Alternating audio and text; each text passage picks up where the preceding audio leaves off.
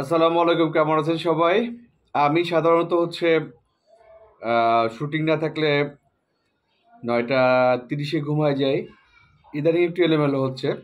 আর সকাল 6টায় উঠি, একদম মানে সবসময়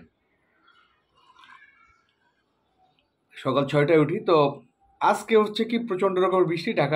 যারা থাকেন ঢাকায় তারা জানেন যে ঢাকা শহর মানে এত বাজে অবস্থা।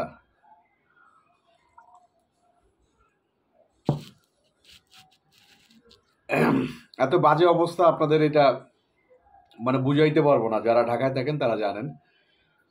এইখানে আমি যেটা করি, সকালবেলা ঘুম থেকে উঠে ফ্রেশ হয়ে যখন 6:30টায় বের হই, 6টায় উঠি, 6:30টায় বের হই। 7টায় আমি জিমে পৌঁছাইতে 7টা বাজার 5 মিনিট আগে আমি 20 মিনিট দৌড়াই আর কি। তো আস্তে আস্তে দৌড়াই, 5-এ দিই, 5:30 দিই, 6-এ দিই, 6:30 দিই, তারপর 7-এ দৌড়াই, এরপরে 10-15 দিয়ে দৌড়াই। তো ইদানিং একটু মানে খুব হাই স্পিডের থেকে কম স্পিডে হাঁটি। তো হাঁটতে হাঁটতে দেখা গেছে সকালবেলায় ইউটিউবে ঢোকার পরে কিছু কন্টেন্ট দেখি। তো কন্টেন্ট দেখার ফাঁকে ফাঁকে অনেকের চলে আসে। সব তো যারা যারা আছে এখন যারা কন্টেন্ট ক্রিয়েট করে, বিশেষ করে সাকিব ভাইকে নিয়ে যারা কথা বলে, তাদের সবারই সাবস্ক্রাইব করা আমার। তো চলে আসে। তো ইন্ডিয়ার ওই যে শরৎ মিউজিকের ও ওর একটা চলে আসলো, পৌশালীর একটা পোস্ট চলে আসলো। আমাদের বাংলাদেশের একজন অখ্যাত আর্টিস্ট উনি আসলে কোন পেশা, উনার পেশাটা আসলে কি, আমি আসলে কনফিউজড।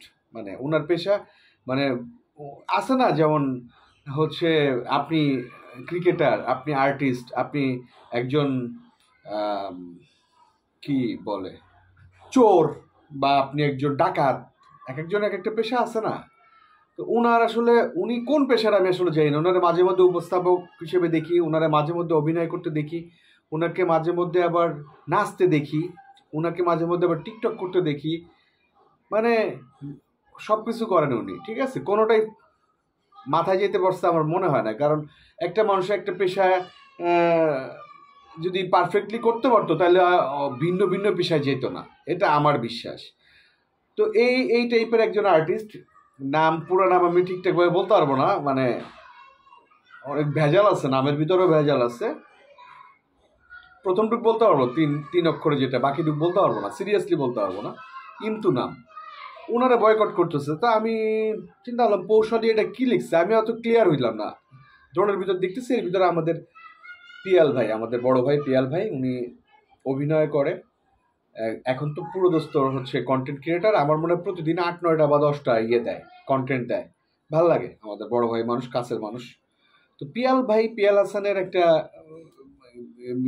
মানে ভিডিও চলে আসলো। তো তখন আমি ক্লিয়ার হলাম যে ঘটনাটা কি।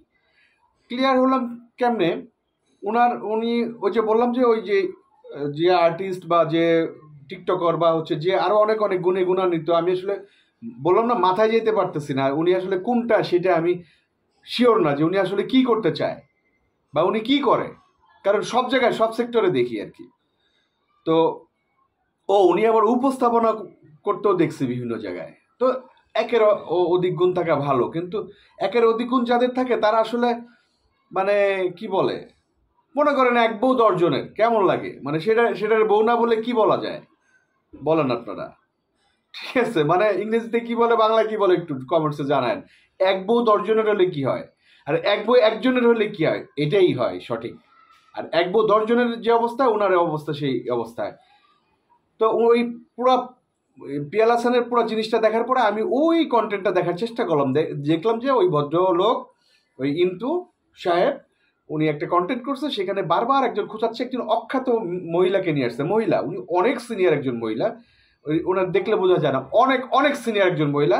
এই মহিলা অনেক বয়স, অনেক বয়স, ঠিক আছে, মানে বাচ্চা কাচ্চার মা আর কি। ঠিক আছে, কয় বাচ্চা কাচ্চার মা জানি না, কিন্তু বাচ্চা কাচ্চার মা। উনি আগেও ভাইরাল হওয়ার চেষ্টা করতে পারে নাই, এইবারও চেষ্টা করতেছে।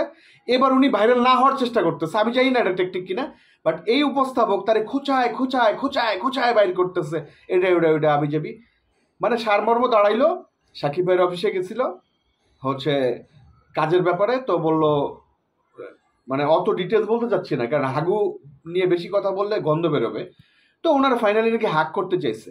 এবং হাক করতে যায় মনে করেন বিরাট একটা রচনা লিখছে আর কি, মানে ওনারা বলছে কেন হাক করবেন, আপনার ইন্টেনশন ভালো না, এটা সেটা, মানে ভাই এটা তো চোখের পলকে ঘটে, কেউ হ্যান্ডশেক করে বা হাক করলে চোখের পলকে ঘটে। এর বিশাল একটা ইতিহাস, মনে করেন যে আমাদের সিনেমায় হচ্ছে ইন ক্লাইম্যাক্স মানে শেষ দৃশ্যে বিশাল পাতার পাতা আছে না, নায়ক ভিলেন তারপরে কো আর্টিস্ট মিলা বলে, ওইরকম বিশাল ডায়লগ ময়লগ এগুলো আবিজাবি মানে উনি বলার চেষ্টা করছে, হাস্যকর ব্যাপার। ফাইনালি যেটা বলতে চাই আমি, এই এই এই উপস্থাপকের বা ওনার পরিচয় তো অনেকগুলা, উপস্থাপক বলবো, টিকটকার বলবো, না হচ্ছে কি বলবো বুঝতেছি না। এর না ওই যে মনে আছে আপনাদের আরেকটা ভাইরাল কন্টেন্ট ছিল, ওই যে চ্যানেলে শাহরিয়ার নাজিম জয় খালি সাকিব বাইরে খোঁজাইতো, এখন কিন্তু সেই খোঁচানি বন্ধ হয়ে গেছে, এখন দেখি না। এই ভাইয়াটাকে খুব মিস করি, খুব মিস করি ভাই। যে এক সিনেমার অফার আসছে আমার, আমার ডিরেক্টর হলো আমার ছোট ভাই, বললাম না ওর নাম, বললাম না, মানে ছোট ভাইয়ের বড় ভাই খুব খাতারনাথ, ঠিক আছে, সাকিব ভাইয়ের নিয়ে সিনেমা করছে, খুব বাজে অবস্থা, মানে বেসিক্যালি হচ্ছে চামচামি দালালি করে সিনেমাগুলো করতো সব সেক্টরে, নাম দুইজনে কাউরে বললাম না। সিনেমার মেইন ভিলেন জয়, আমি কোন জয়, আমি ভাইরাল কন্টেন্ট কয়, মানে আমার মন চাইতেছিল ভাই যতক্ষণ নড়ে চড়ে ততক্ষণ পিটায় আমার যে অফারটা দিছিল।